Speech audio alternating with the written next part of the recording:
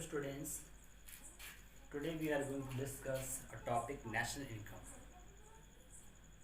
National income means a income which is earned by a country in a given years.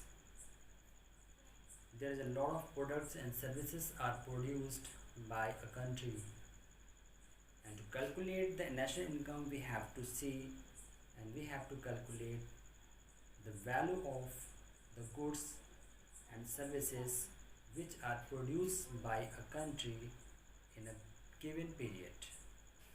National income के concepts को समझने से पहले we have to understand the end use classification of goods.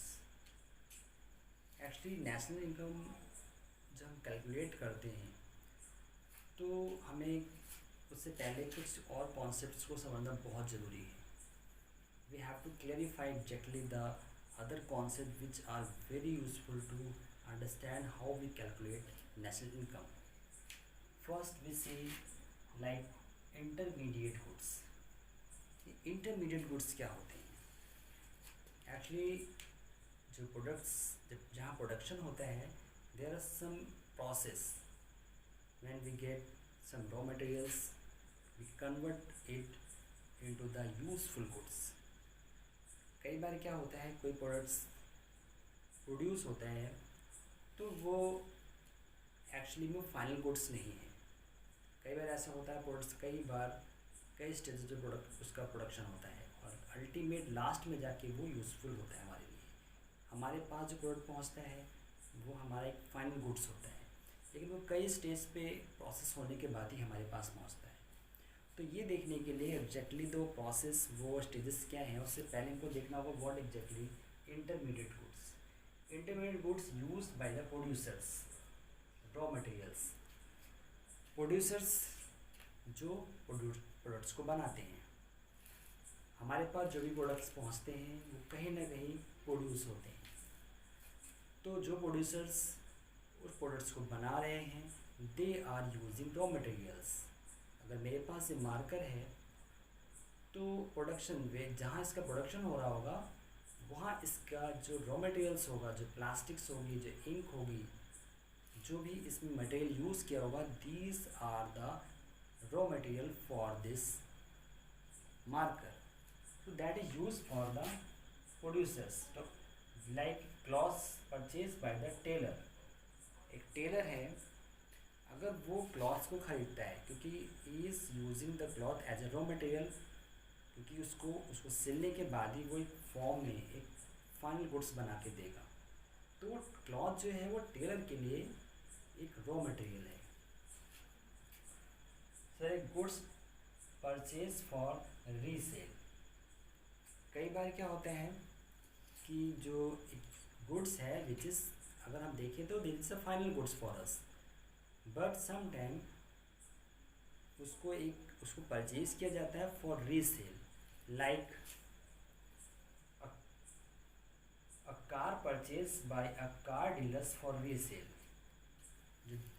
जो car dealers होते हैं, जो आपने देखा होगा मार्केट में जो बड़े बड़े शोरूम्स होते हैं, वहाँ पे वो कार मैन्युफैक्चर नहीं होती है. Actually that car is purchased from the producers and they again resell to the consumer. तो वो एक तरह से इंटरमीडिएट गुड्स है, क्योंकि जो प्रोड्यूसर्स जो डीलर उस प्रोडक्ट को खरीद रहा है वो he is not going to ultimate use. Actually he is using to resale the product to the consumer. तो जो डीलर्स है वो उस प्रोडक्ट को सिर्फ अपनी शॉप पे, अपने शोरूम पे रखता है टू सेल द कंज्यूमर. तो वो जब तक कि वो डीलर्स के पास है वो that is a intermediate goods. उसके बाद है durable goods purchase by the government. कई बार गवर्नमेंट्स कुछ प्रोडक्ट्स को खरीदती है, वो भी एक टाइप के इंटरमीडिएट गुड्स होते हैं. जैसे कि गवर्नमेंट क्या करती है कि कुछ डिफेंस के लिए जो प्रोडक्ट्स खरीदती है, मिलिट्री के लिए, आर्मी, पुलिस पर्सन के लिए, या जो मेडिकल सर्विसेज के लिए जो इक्विपमेंट्स लेती है, these are the intermediate goods. क्योंकि गवर्नमेंट उसको लेने के बाद फिर उसको फाइनल यूज़ के लिए आगे के लिए ट्रांसफ़र करती है. Now we moves other side final goods. अभी हमने समझा कि इंटरमीडिएट गुड्स क्या होते हैं। इंटरमीडिएट गुड्स आपने देख लिया, वो गुड्स जो प्रोड्यूसर्स जिसको यूज़ करते हैं for making the final goods. अब प्रोड्यूसर्स ने जो फाइनल गुड्स बनाने के बाद जो कंज्यूमर तक पहुँचे हैं वो एग्जैक्टली हम समझते हैं वो क्या होते हैं final goods, like consumer goods and capital goods. Consumer goods क्या है? Use by a consumer, purchase for direct consumption, satisfaction of wants. Consumer goods are those which are finally used by the consumer for direct satisfaction of their wants.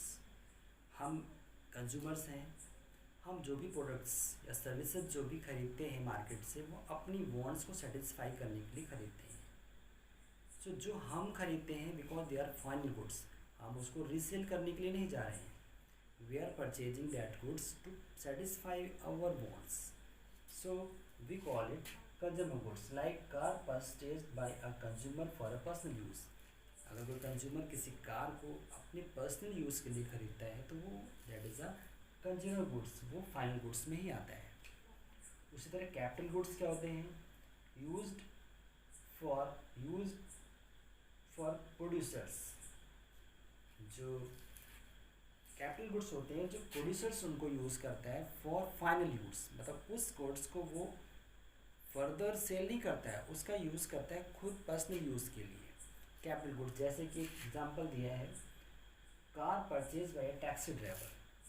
अगर हमने यहाँ पे बात की थी consumer goods में car purchase bye a consumer for personal use, वो उसका कोई बिजनेस वे में नहीं खरीद रहा है कि उसको खरीदने के बाद वो कोई उससे अर्निंग कर रहा हो। लेकिन यहाँ पे एक टैक्सी ड्राइवर अगर किसी कार को खरीदता है और उसको फर्दर यूज़ करता है as a business purpose to earn a income, so we call it capital goods which is comes under the final goods.